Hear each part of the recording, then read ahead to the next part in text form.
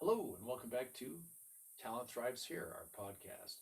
Today, my guest is Jennifer R. Glass.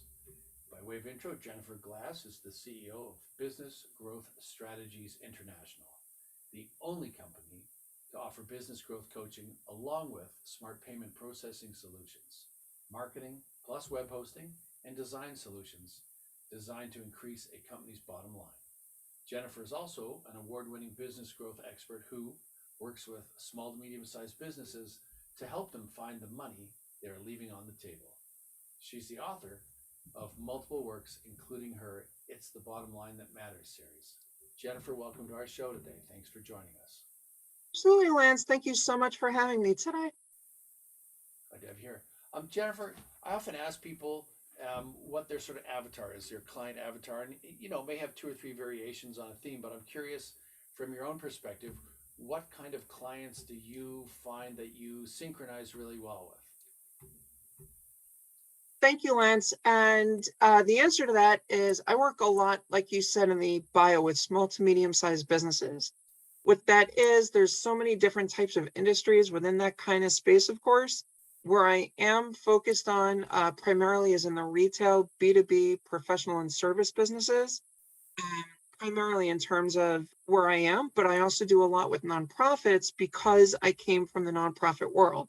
So when it comes down to working with those types of people, there's a lot that I've been fortunate to have experienced and where I'm really trying to make the biggest difference. I mean, personally, for me, I am on a mission to help as many small businesses as I can.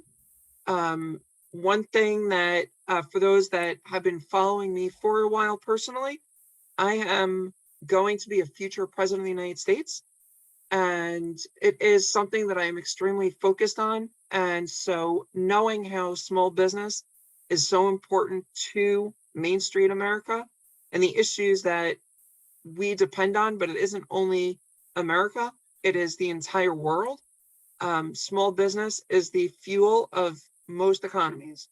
Mm, And the more that we can do to improve that situation, that's exactly where I want to be. great. I I don't want to step over that goal too quickly. You want to be the president of the United States.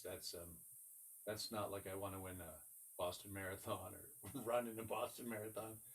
I'm curious if I could ask, how did you come across that, and where did that ambition start? I started having that dream in high school.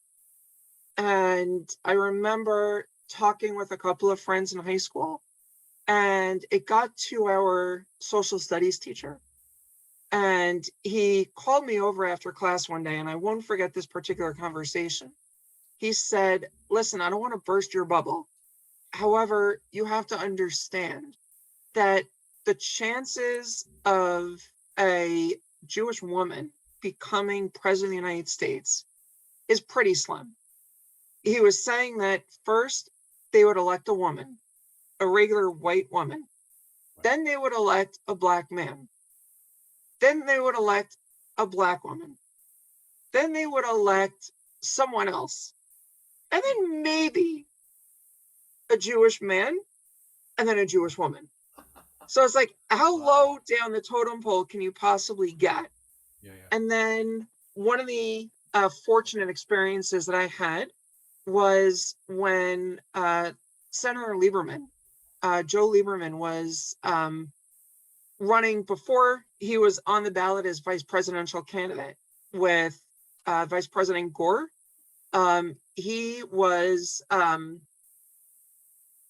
he had spoken at my company that I was working at, and every quarter there was a PAC that we had politicians come in. They donated money to their campaign and everything. And Senator Lieberman came in, and I had a chance to speak with him. And it was a one-on-one conversation. Even his staff left the room.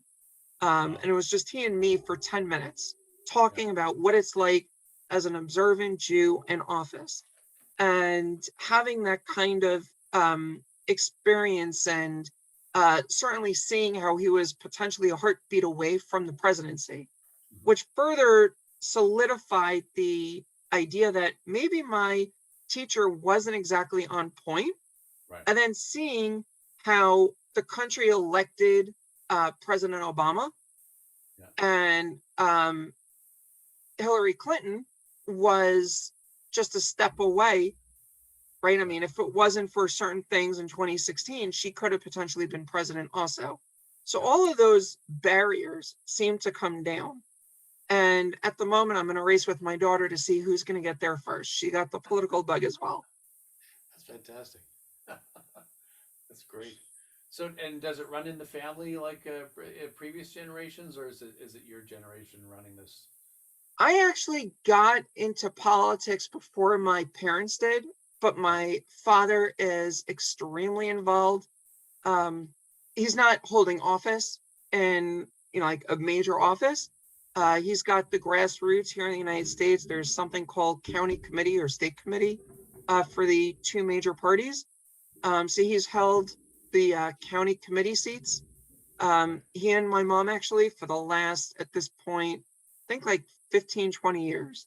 Wow. But I got into it and eventually got my parents even more in. Yeah, that's fantastic. It's nice that there's a family involvement. It's not just one person in the family doing this. It's and if you look at political families, that's often how it happens, right? It's generational. A lot of Yes, them. Yeah, yeah. very much.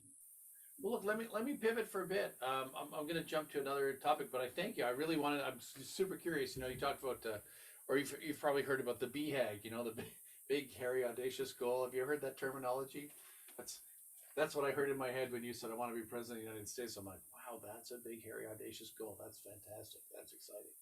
Good for you. Thank you. I'm going to be waiting now for the next several years to see, like, to get on a ticket at some point where what's happening. So thanks for sharing that with us, Jennifer. That's amazing. Absolutely. Thank you. I want to talk about when you're working with clients, and something that's near and dear to my heart and my business is talent management. And so I often ask people, quite often we get in a consulting role, and I want to look at a few metrics. What attracts people to the brand or the studio or the business? How do they onboard that person properly so that they feel, because I've seen a lot of studies that say basically you can make or break that relationship in the first couple days when you sign a new employee. If they're onboarded poorly, it tells them whether it's right in their face or a feeling or an emotion that I think I made a bad move, or if they're not welcomed properly and greeted, and then orientation goes sideways or not great, you can spend a lot of money trying to recruit and attract somebody and then fail there. But the next thing is, like, what do they stay for? Are they engaged? Are they going to stay for a long time or just be there for a year and then bail? Are there opportunities for them to move up and things like that? So I'm curious, in your processes and your interactions with some of your clients, are these sort of touchstones or things that you would comment on and work with sometimes with your clients as well? And one of the key things that we need to really be keeping in mind is that if we think about why somebody is going to want to work for your particular company, it's going to come down to what are you A, known for, and B, why is it going to be my best opportunity as opposed to going somewhere else? And when I look at it as an example, talking with my clients, we look at everything in what we call a market dominating position. So what I mean by that is, for those of you that are listening, you may have heard about a unique selling proposition. You may have heard about the USP, where you can be the best or whatever it is according to the USP. And Lance, I know in the green room, we were having a really quick conversation about this, but I'll illustrate that example again for everyone that's listening now. And so think about it this way. If you are the only periodontal disease specialist within 100 miles of Detroit, Michigan, that sounds like an incredible unique selling proposition, because who's going to want to travel 105 miles if I can only travel 100 miles? But there's a couple of ways that unique selling proposition can be broken down. One, what happens if I don't have periodontal disease? Then I don't care where the guy's located. Two, If someone opens 25 miles closer, again, I don't care about the 100-mile guy because the 75-mile one is a heck of a lot closer. And so it allows me to really start breaking that down. But then when we look at a market dominating position, we say that it's not just something that can be broken in that regard. It is something that says, I got to be an idiot to not work with you or work at your company. What I mean by that is, and I'm going to stick with the dental market for a second here. If I go to an endodontist, they're the ones that do root canals. How often, especially here in the United States, and unfortunately, I don't know the Canadian healthcare system, but I know here in the United States, the average cost with insurance for a root canal is between $600 and $1,000 for a root canal.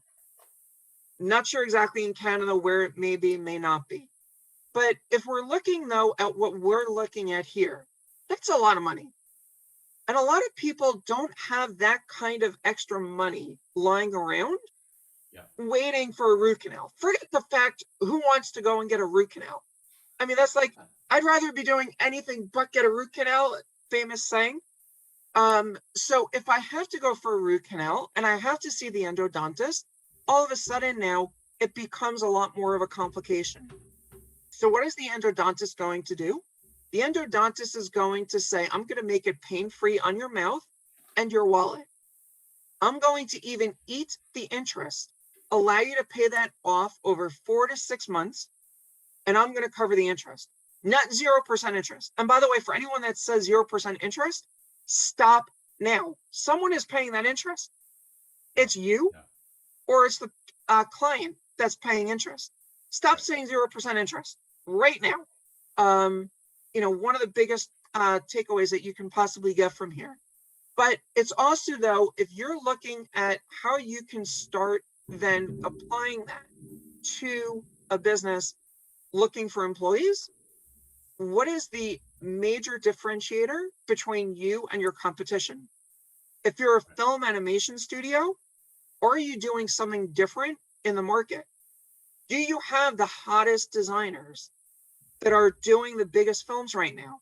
If I can just pick on Pixar at the moment, if Pixar is looking at doing a particular film, and there's people that are coming out of school with the 2D, 3D animation skills that Pixar may be looking for, as well as Sony Animation and all the other studios, what is the differentiator that's going to be there? Part of it is going to be who's already at Pixar. Part of it is going to be who's at Sony Animation, whatever studio it may be. Yeah. But how else are you going to help that person in terms of where else they can go? When I was coming out of school, one of the things that we were taught to ask for by the career office was ask if they cover your MBA tuition reimbursements. Because that was something that we were all taught that we needed to be going for. Right. Put that aside. If we're looking at that, though, is the company going to do that? And that became a differentiator. Do I go here? Do I go there? It's not just what the salary may have been. That's one of the things you can look at. If you look at in the tech space, Google, Facebook, all of these companies were going after the same engineers because they needed the same skill set to know what they needed to do.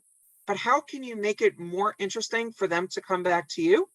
If you turn around and you say, listen, we're going to offer the concierge services, we're going to have daycare for your kids, we're going to, whatever it is that you need, that's a way that you can start breaking it down. And so as an employer, you are looking at that because the salary, if all you're doing is, I'm offering $150,000 or I'm offering $145,000, sure, I'm going to go for the 150 because it's $5,000 more. But if it's 150 equals salary, what is going to be the difference? Is it going to be 5 miles closer?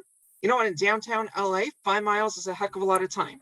Yeah, absolutely. But if you're in the middle of nowhere, 5 miles is another 2 minutes.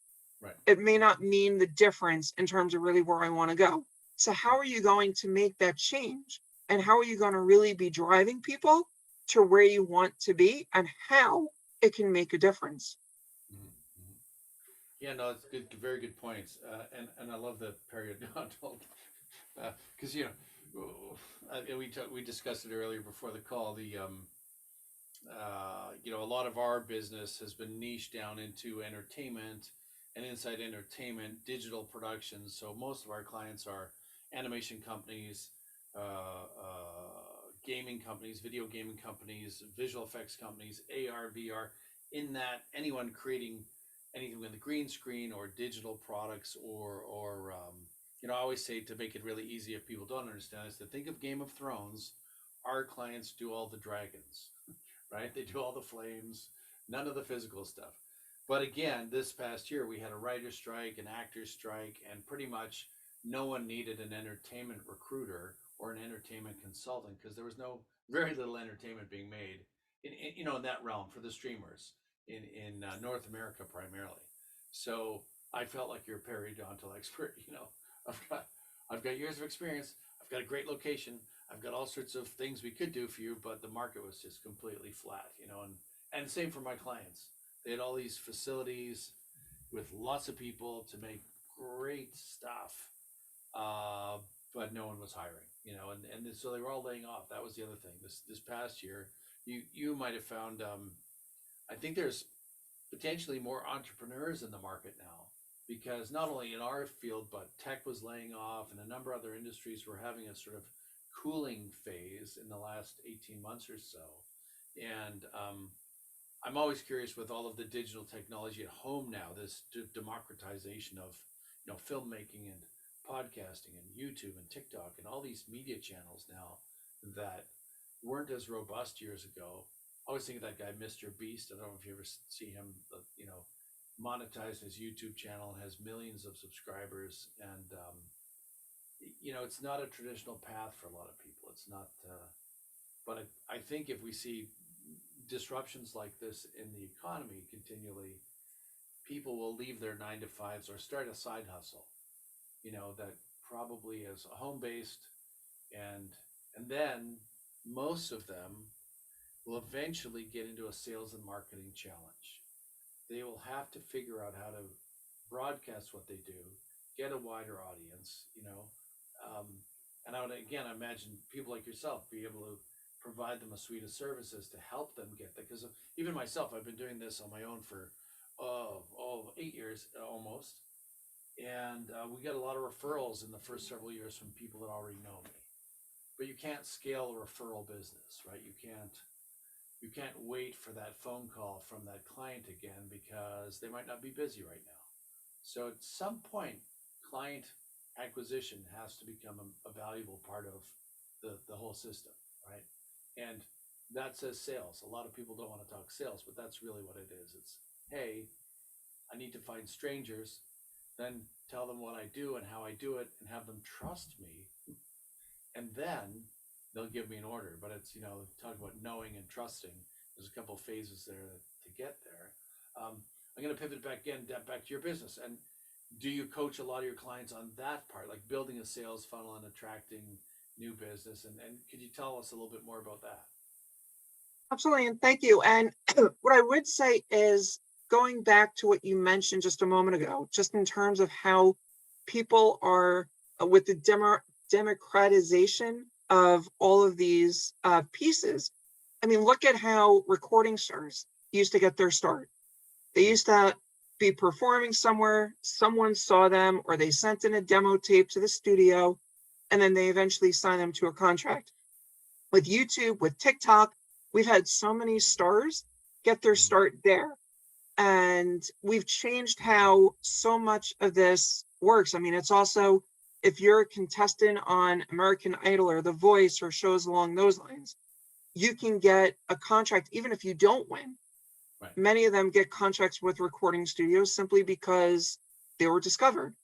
And so we changed how all of that is there so that it's a lot freer. And the market has also been, just recently, there was a major tech company that announced another several hundred engineers are being laid off. Yeah. And so they're going to be looking, what am I going to do with my skills? AI is going to be one of those major places. AR, VR is going to be another one of those major places where people are going to be focusing on, this is what I need to be doing. Right. But then on, how do I start my business? How do I get moving in my business? That, like you said, is going to be a big challenge for a lot of people, especially if you're a tech person, because a tech person is great maybe at the coding, If I'm sitting there with a computer, I can write a program in my sleep, but I'm afraid to talk to people, right? Sure. And then sales becomes a 4-letter word Yeah. because, oh my God, if I have to talk to people and I don't know what I'm doing, it becomes a major fear factor. Yeah. One of the things though, and for those of you that know Grant Cardone, he's a big sales guru. Whether you know him or not, you can certainly look him up. But in his book, Sell or Be Sold, he talks about the idea that kids are the very best salespeople. Mm. Kids? Really? What do you mean kids? Think about it this way. And for those parents that are listening, you're going to totally get exactly where I'm going. Your child, 2, 3, 4 years old, is in the shopping cart in the grocery store. You're going down the cereal aisle. They see a cereal they really want. And you say no. Do you really think you're getting out of that cereal aisle without the cereal box? Right. The campaign begins, right? Absolutely. They are the world's best salespeople because they will Yeah. throw a temper tantrum if you do not give in to their needs. Sure. Same thing. You're going on a date. You're selling yourself. You're going to the bank. You're selling yourself. You're going to anywhere. You're selling yourself. Right. So don't be afraid of sales in the same regard as what we may have thought the used car salesperson stereotype of sales is. You Right. can be doing sales. And if you think about doing sales in a helpful situation instead of the Yeah. high pressured situation, it's Yeah. no longer selling. People are going to see the value that you offer when you're Yeah. working, when you're really giving the value. Yeah. But we also don't need to go back to the basics. We need to be clear what separates us, like we were talking before, from our competition. Why is somebody going to want to work with you as opposed to someone else? And you mentioned the referral business.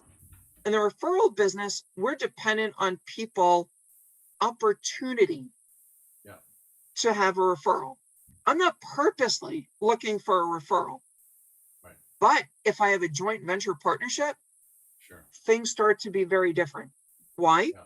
Because I know that I'm passing referrals up and down and I'm being compensated in some way. I'm either Yeah. getting another referral or I'm getting paid for the particular referral. And so the joint venture is going to be one of those things that you can really do. And as long as you structure it right, where you're clear, you're honest, transparent, you know exactly what it is that you're expecting, both sides or more, and you look at an entire event chain. It's not just one part of the joint venture, like one partner. There could be multiple people in that event chain. And one of the examples here that I use very often was from a client who was a florist. Couple doors down from them was a jeweler. Well, there's an obvious connection Yeah. here, right? Absolutely. The bridal event chain. Yeah. You have the guy going in, getting the ring, go next door, get roses, get balloons, whatever it may be. Sure. Or vice versa. The guy goes in saying he's going to be proposing. Did you already, speak with the Yeah. jeweler? Things along those lines. But the florist, though, is also ideally situated to do the flowers at the wedding. Right. And then you have the entire event chain after that. You have Yeah. the printer for the invitations. You have the bakery for the cake. You Sure. have the officiant to actually do the actual wedding. You have the venue. You have the caterer. You have the photographer, the DJ, the travel planner, the wedding planner. I mean, there's all of these people that are Yeah. involved in that event chain.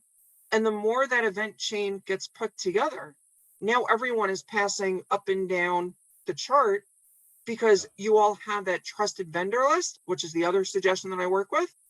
Mhm. These all play good together because we know bridezillas, they can get really crazy sometimes, right? No, come on. No, not at all. We don't get crazy. Never. Bridezilla, never heard of it. Yes. But we know though that there's so much that can go wrong. And so we make it really stupid easy so that that process is there. We also look at what are we forgetting? Most of us look at only talking with somebody 2 or 3 times and then we leave it alone. Why? They said no, they weren't answering the phone, they didn't call me back. Well, guess what? Right. Their lives are pretty busy and your phone call, your email was not received at the right time Right. or didn't hit the mark or whatever it may be. the original presentation may not have been exactly what they needed, but if you continue speaking with them, some of them are going to eventually talk to you Yeah. in another conversation where the objections, in whatever form that objection was, can be answered. And remember, questions are objections in another form, but they don't understand that yet. So if you work with them and you show them, listen, I know right now if I'm recruiting for an animation studio and I don't get the right person the first time, I may know another person that is equally qualified, though, Right. or a little better qualified, that can mesh better with the studio's needs and with the Yeah. director's needs. So how do I make that happen?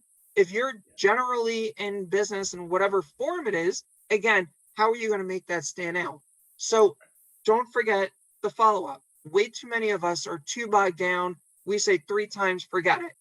Truth is, on a really warm list, it can take 5 to 12 touches until somebody Absolutely. is ready to make a purchase decision. Yeah. On a And cold touch, even more.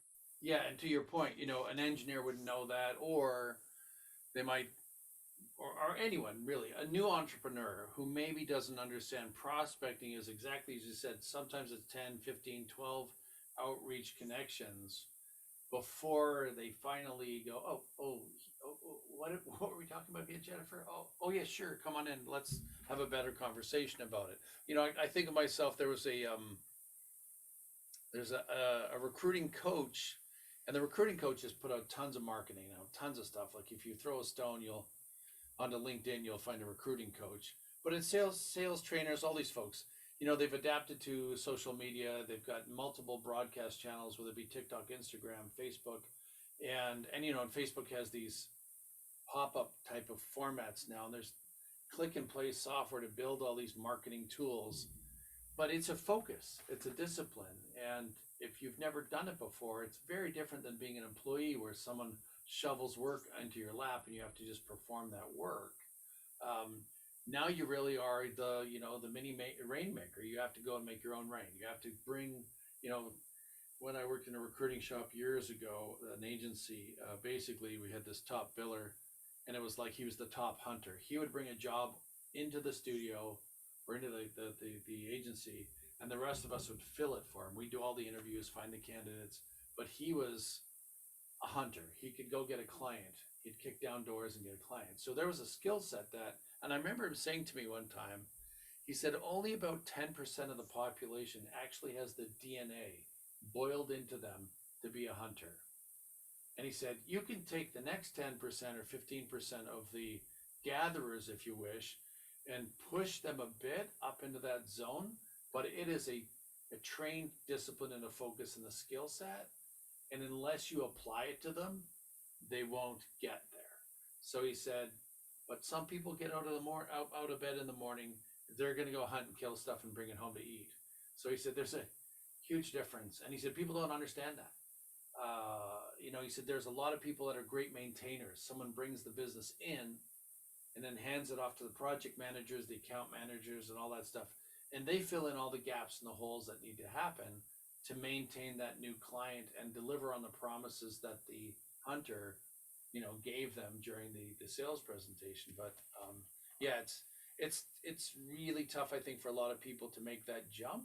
And it's also, I think people need to go baby steps. It's an evolution. You're not going to flip a switch and become the master salesperson tomorrow, but you can do better. You can take courses, get coaches, learn about it, study it, read it, and sharpen up your skills. The other thing I want to add, just a couple quick stories. When you were talking, reminded me, jogged my memory of two things. One, this fellow that got me into recruiting like 20 odd years ago, I asked him to explain to me what recruiters do, because I said, even by an analogy, because at the time I didn't quite understand it. And he said, here's the thing. He said, imagine I'm a real estate agent or a broker, and you're going to sell your home maybe 3 or 4 times in your life. And if I'm the person that put you in a better home and listened to all your needs and your wishes and found you that ideal home, or something that was at least dramatically better than the home you're in, you'll go, wow, he really did the job. That was the guy or the girl. That was the person we needed to talk to. And he said, hopefully then you refer me to all your friends, relatives, neighbors, etc. We just had a great agent. He just did a great job for us. You got to meet this person. He said, then it kind of organically leads my business. And he said, hopefully again, another 15 or 20 years, your family situation changes, you need another house, you come back to me. And he said, if you're doing the job properly, it kind of feels like a flow state. It just happens, right? And he said, if you're that guy relentlessly hammering them and badgering them, that's an awful lot of work. No one really wants to have that. It's like, spamming someone's inbox. So there was that. He said that's basically sales for him, and that's the way he looked at recruiters. He said, I'm going to move you from one job to another, hopefully 3 or 4 times in your life. I'm going to charge the client for it, but I'm basically an agent of change. I'm a transition person. I'm going to take you from whatever job you're in and get you to a better job.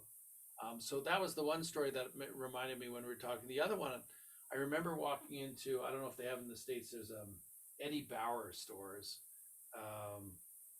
And they sell like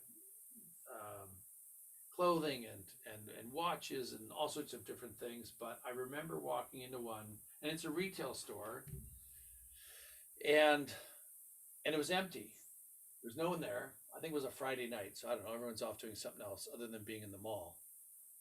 And there was one guy in the store, the manager, and he saw me looking at watches. And I worked retail years ago, and I used to go up to people and say, is there anything I can help you with? And usually, what did they say, Jennifer? No, I'm just browsing. I'm just waiting for my kids to do the yada yada.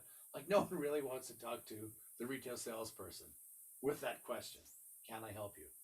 Right. But I was at the time recruiting salespeople. So I was going into stores a lot to see how I got approached, to see what their icebreaker is, right? What's his first question going to be? And he came over, I'm looking at these watches in this glass case, and he looked at them. He just stood next to me for a minute, and I thought, oh, this is strange, this is interesting. And he says, I like that one better than that one. And I went, really? Why? What an icebreaker, Jennifer. The guy just started talking about the watches. And I said, well, what about today? But we got in this conversation about the wristbands and how these ones are uncomfortable. And he went, oh, I agree with you. And he goes, you know what? I just had a box arrive this morning with new watches, and I haven't unpacked them. If you wait a few minutes, I'm going to go get it, because there may be a gem in there that we both want to see. And I'm like, okay. He's talking to me like I'm his brother all of a sudden, or we've known each other for a million years. Later, he comes back with new watches to show me. We have a chat. And anyways, I wanted to wrap it up, and I said to him, how did you know to come over and do that conversation? What was your approach? What do you think? And he said, oh, Lance, he said, it's easy for me. I treat the store like it's my living room and the game is on, and I invited a bunch of people over to watch the game. He said, I don't see it as a sales job. I see it as you're welcome in my house. Can I get you some chips, some soda? What do you like? And he said, if you start there, generally people start talking to you. But I just thought, and that guy was probably in his mid-20s or something, but I thought he was a natural. It felt like a natural. You know what I mean? He came over to me and just looked at what I was looking at, and then just like, instead of starting with the question, he went, I like that one better. Why? I'm asking him questions now. I thought, oh, this guy's got me, right? So, but again, going back to your comment about, entrepreneurs, small business owners, there's a craft to that, right? There really is. He had it. I'm pretty sure. I don't know where he learned it or if he came by that naturally. But he definitely had a way of the icebreaker. I always joke about people with a stroller or a dog in public. Oh, what's your dog's name? Oh, what's your kid's name? How old's your kid? Right? I didn't ask you, what's your name, Jennifer? I said, how old is your kid? How old is she? So part of sales is that don't ask for the order too quickly. Ask for something else, right? And that's really a big thing. I mean, when you're talking about how do you make it different, but too many of us are used to asking yes or no questions. Right. Like you said, when you walk into a store, the salesperson is going to say, how can I help you? Or can I help you, rather? And you're giving someone already the opportunity to say no. Yeah. Right? I mean, if that's how you're starting the conversation, even, no, I don't want you. Right? It's not personal. It's just, first of all, we're trained to say no, just browsing, like you said. But if you change the beginning, And like this watch salesperson did, all of a sudden it becomes tremendously different. Yeah. And it is exactly, he started the conversation instead of asking a yes or no question. Right. So, like he Right. did, I like that band better, I like this face better, whatever it may be, is going to be a lot better. Again, Yeah. it's like I said earlier, start with value, Right. right? When you offer value, it is tremendously different. The other thing, by the way, I just wanted to go back on, you were talking about the hunter gatherer. Don't Mm. be afraid to be a farmer, Right. because the farmer plants the seeds Yeah. that will eventually create the food also. So you may not bring back the 600-pound buffalo, but you're going to get the wheat and everything else that you're going to need also. And Right. that's going to Right. be important because the buffalo needs the wheat also just to eat. Yeah. No. So Very. it's Very a good. Yeah. Yeah. completely circular ecosystem. We Yeah. know exactly what we can do, but the seed, if you plant the seed and you water it and you keep it, Yeah. healthy, it's going to mature. And so in business, again, if you're the kind of person that needs to plant the seed, and this goes back to the nurturing your conversations and your prospects, keep touching base. It Right. doesn't have to be a sales question, even. Yeah. Hey, Lance, I saw this article. I thought of you, Yeah. right? No sale in there. It's just top of mind becomes extremely important. Yeah. Yeah. No, you're absolutely right. It's that awareness. It's being out there, being visible. Um, you know, in recruiting, we're often taught don't ask anyone do they need any recruiting help, because as to your point, that's a yes or no answer. No, we don't. Oh, yes, we do. Oh, great. But most of the time, it's a lot more elaborate behind the scenes process to when they're actually going to get to that point. So it's more about, we pitch things like, what are the most difficult positions to fill in your organization? Oh, well, historically, these take 6 weeks and these take 6 months. Oh, really? Why are the 6 months? What are the sort of factors?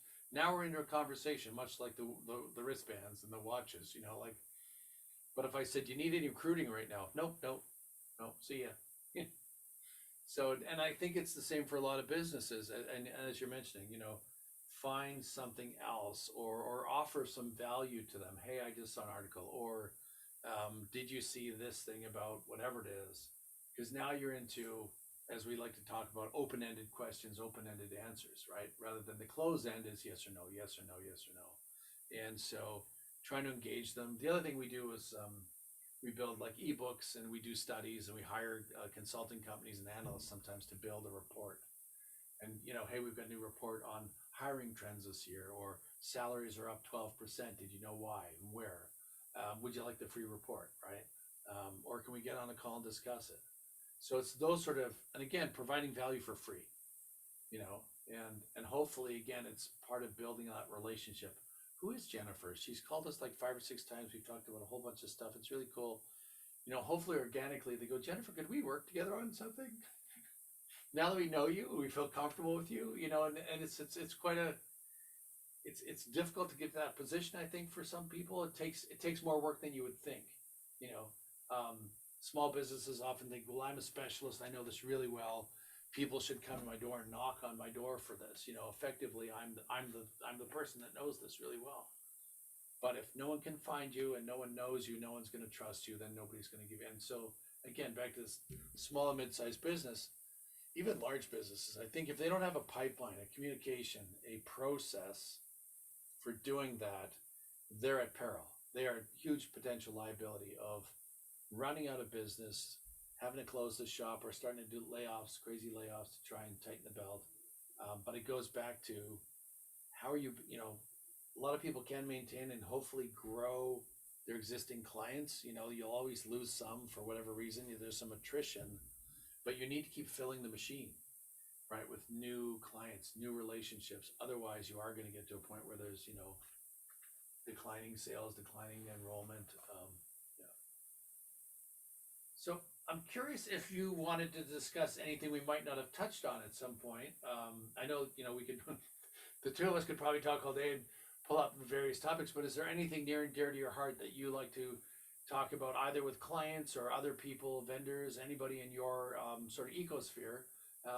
Is there anything that you quite often go to and you enjoy talking about? Absolutely. So, I mean, there's a couple of things that are certainly in play here in terms of what we are potentially looking at. As an example, excuse me, um, one of the big things is just systems, having a system how to do things. You mentioned earlier, and I didn't get the answer in about how do you keep people, right? And how do you onboard them? And SOP, standard operating procedures, becomes really important. Have it written down. This is the onboarding process. This is what we do. This is how we do. This is why we do. Yeah, Because if we don't, somebody is going to veer off from what the normal is. And that's yeah, where you're going to lose the relationship. That's where things are going to go sour. If we're clear exactly what we're doing, we know the training, we know exactly what we're doing, we're even that check mark, right? The checklist.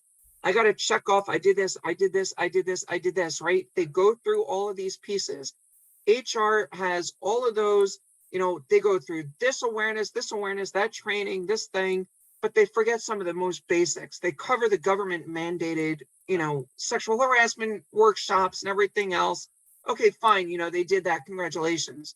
But they forget some of the basics. If it's really written down and it's clear, though, this is who, what, where, when, why, and how, it mm, becomes a lot easier in terms of that process. The right, same, though, is true in business overall. You need a system to yeah, keep the business operating. What happens if tomorrow you cannot fulfill your obligations in your business? If it's written down, if there's an SOP, someone else can come in and literally take your chair and do right, the exact same thing, and the business can keep going. right, But if it's not, if it's all in your head, forget it. It's not going to work the same. And so you right, need that system to be there that's really going to be helping you in terms of what you're doing. I mean, what we do is we work with business owners to install systems to right, help them more efficiently, effectively increase the profitability of their yeah, business. yeah, And so it becomes important to look at systems in that regard. And yeah, so it doesn't matter if you're a recruiting business, a sales force for any other kind of business, marketing, I mean, it doesn't matter. There's all of these different pieces that are involved in that process. And sure, so that becomes a key component of what we need to be looking at. yeah. Yeah, and in big companies I've worked at, it's an issue of compliance and legality that everyone's onboarded the same way. So there's no. They're trying to eliminate biases. Really, they're trying to eliminate somebody's prejudice coming up in a hiring system or in an onboarding system, which is all where it should be. But I find the larger the company, the more you've got to stick to the you find smaller, scrappier companies that don't really worry about it and that sort of thing. They're just sort of flying by the seat of their pants. But definitely as it gets larger, there's no excuse for it. You have to have these, and again, we've got all this automation software now too. So hopefully, people buy a piece of software if they don't have one, or even use some simple Google Sheets. But those checklists and things like DocuSign, and there's some fairly inexpensive tools for getting sign-offs, um, which many years ago it was much more manual. Um, but it made me think of something else when you're talking to, and we discussed it, you and I before the call, um, in a business, which was we talk about engagement sometimes, and how do you keep an employee engaged. I've had a few HR managers that would come to me with like the attendance sheet, almost like, hey, did you realize we were down 15% of our population on this event? Something happened in this. Let's a long weekend, perfect example, right? The Friday is the holiday. Monday, the sick roll is huge. Everyone's calling in sick on Monday. They just wanted a 4-day weekend, right? But if they're allowed a few sick days in their package every year, they're like, I'm going to use that as a personal day and just call in sick. And I remember distinctly one company, they were like, we want to build a policy around this 4-day weekend thing. We want to nip this in the bud. We want to really figure out who's actually sick and who's not. And I said, this is going to be like a bit of a waste of energy. And they said, why? And I said, well, you've given them these sick days to use. Don't micromanage them. You know, we should be focusing on, are they delivering on the projects? Is everything else on time? Are the trains coming in? Are the whistles blowing? Are the lights on? Are we making money here? Is the company healthy? Because I think if we're going to go after the, I don't know, 2 or 3 or 5 or 6 or 10 or 12 or even 30% of the business that takes a 4-day weekend occasionally, and that we're looking at the wrong stuff, right? And again, it feels like, someone would say, how about absenteeism? Like, how many times are these people away? And I would say, what about presenteeism? And I don't hear the term as much anymore. I used to have it in HR circles where we would talk about presenteeism, i.e., they're present, they've come into work, but they're really hiding, or they're wasting time, or they're spending far too much time, water coolers, cigarette break, snack, coffee room, lounge. And, you might have 60 or 70 or even, I don't know, a few people on a team, but there's one or two of these sort of artful dodgers not really doing very much work. And unless a manager or leader or supervisor sees it and reports it or gets on top of it, in a large company, you could have a good chunk of the community at various points of the year not really producing very much. How does that impact your bottom line? I bet that's way more expensive than who's taking the 4-day weekend, right? So it's careful what we focus on, careful what we try to measure, but let's focus more on client acquisition, new orders, the yield. What are we making? What's the profit margin look like on whatever services or products we're selling or serving? And there's nothing wrong with looking at those other stats, but they shouldn't be the priority, right? And again, there's the anomaly, that person that's blown out all their sick days and now is calling in a lot.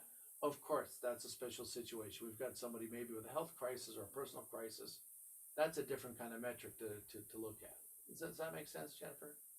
Definitely does. And it's important to get to, like you said, what is the reasoning behind everything? Because that's going to have a big impact. Very often it is either micromanaging by the manager that removes the person from really enjoying what they're doing. Right. Other times it's another issue altogether where the person is not feeling recognized. And I mean, there's a lot of times that there's a lot of those similar types of situations that are involved. I mean, you can have somebody who is a super performer and then they end up getting to a certain place and the world starts looking like, why am I doing this? I mean, I know people who said, well, she comes in every day an hour late and leaves an hour early. Right. So I'm going to do the same thing, because if she can do it, so can I. Right. And Right. it gets to that point where that ultimately erodes the value that you're trying to do.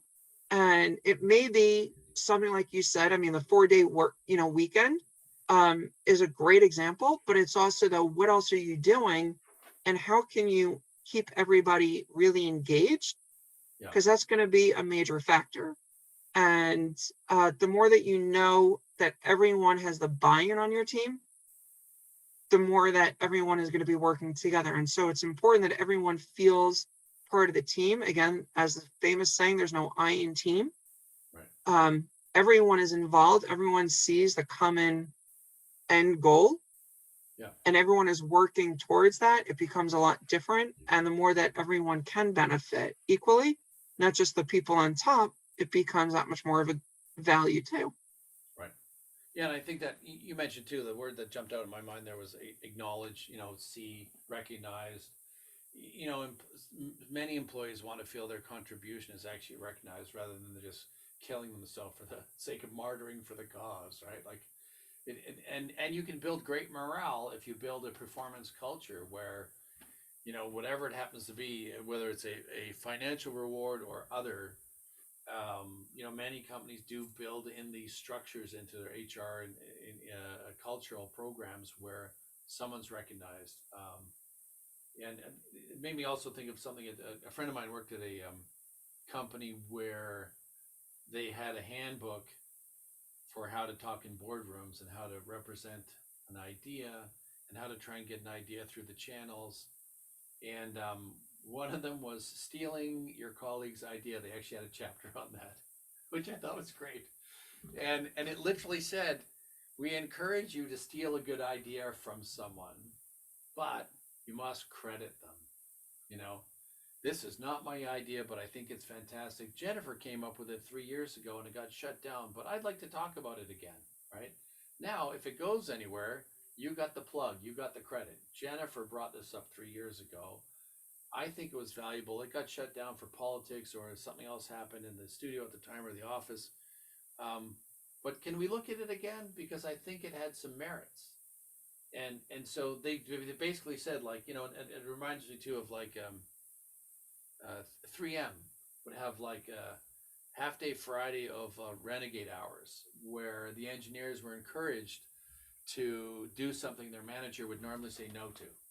So find a project that got no'd, pull it out of the closet and kind of look at it and go, can I redesign this? Is this something 3M wants to build? And they basically said, don't clear it with your manager for those half day Fridays. Work on it in quiet, like work on it without any oversight. And then present it again because they felt that there were ideas that were valuable but got shut down for a number of potential reasons. And they could still be a viable product that the company should develop and should sell. So they didn't want to lose all the brain power and the investment in the ideation of these things, the creation of them, and the thought that went into it. So this is how they kind of kept those B or C ideas alive, hoping to make them back into an A, was they incentivized their employees, their engineers, to take a half day every Friday and don't let us know what you're doing, but definitely be working on a project. I thought that was a cool culture, that you would actually say, we're going to give you 4 days a week to be a renegade, do whatever you want, find something, champion something, bring it forward again with a different light on it and see if we get excited by it, and Absolutely. again, And sorry, go ahead. it's, I mean, right in your direction, it doesn't have to be a financial thing Right. to reward people. If they want to spend time, like you were saying, they want to look at how can I make this project work? It's a passion project. It gives them a lot also. One of the other things that we've worked with is also the idea, reward your team. The best performer goes to Atlantic City, goes to Vegas for a Sure. weekend, all expenses paid, except for Yeah. the alcohol. That's on you. Right. But, Right. and whatever your losses are at the tables. But, Yeah. We'll get you a show, we'll put you up in the hotel, your restaurant, all of that, that's covered on the company. Everyone then is going to be a higher performer because they want to win the next quarters or the next, 2 times a year, whatever Yeah. prize Yeah. to go. Because who doesn't love that? Right. We're paying for your weekend trip away. And so that's another opportunity that you can do where it doesn't have to just be a financial thing. Yes, that is financial, but it's also, though, find out what your team wants. Right. Sometimes it's just a public acknowledgement. If you've got an internal newsletter, make sure that you're actually saying, Joe Smith just got this special thing through and it's going to produce X dollars in additional revenue and all of that stuff for the company. Or Right. Jane Smith just managed to find a better tweak to what we're doing. Mm-hmm. When we can do that, first of all, massive thing on the ego, Right. but it really helps people, though, as they continue to grow and get even better from there. Yeah, it made me think too when you're saying that. I've worked with some highly skilled people who are very introverted, and it was interesting because I tried to present like this, an incentive, and they said, "Oh, please don't tell everyone." It kind of was like counterintuitive. Like, no, wait a minute. I wanted to reward you and tell the company what great things you've done. Well, please don't. I'll take the reward, but in quiet. So it's an interesting ripple. As an HR director, I remember thinking, oh, that's a weird channel I hadn't even given thought to. But how do you reward the person that doesn't want any fanfare, no spotlight? So we did come up with some things, and it was like the silent weekend. Like you've burned so much overtime, and you've been such a valuable part of the team. We're going to give you discretionary, like an extra 10 hours this summer to burn off at your leisure. You can take them all at once. You can take them every, you can come in late, 10 times. We don't care. But here's 10 free hours on the company because, thank you. You're great.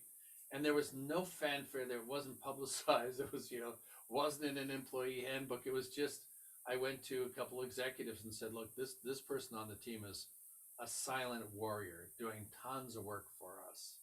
We need to acknowledge it. We need to have a way of saying, thanks so much. So, Jennifer, I'm just conscious of the time. We should probably wrap up. I know you've got things on the boil too to get to.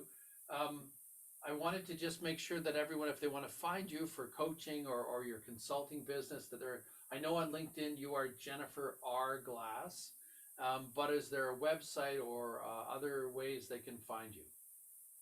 And thank you. Like you said, on LinkedIn, it is Jennifer R. Glass. And as far as other ways, you can certainly reach me, bgsicoaching.com, Business Growth Strategies International. So bgsicoaching.com. That's a great way to reach out to me. Reach out on LinkedIn or on social. It's at the Jen Glass with 2 N's. So that way you can connect with me, and I'd love to see how I can help you all. Great. Thank you. And hopefully they find you when you're running for office. Oh, absolutely. Yes. All right. Yes. Well, thank you. Thank you, the future President of the United States, Jennifer Glass, for joining us today. I really appreciate your time, your comments, and hopefully we'll see you again maybe later in the year at some point. Thank you so much, Lance. You're welcome. Take A lot care. of fun. Bye for now.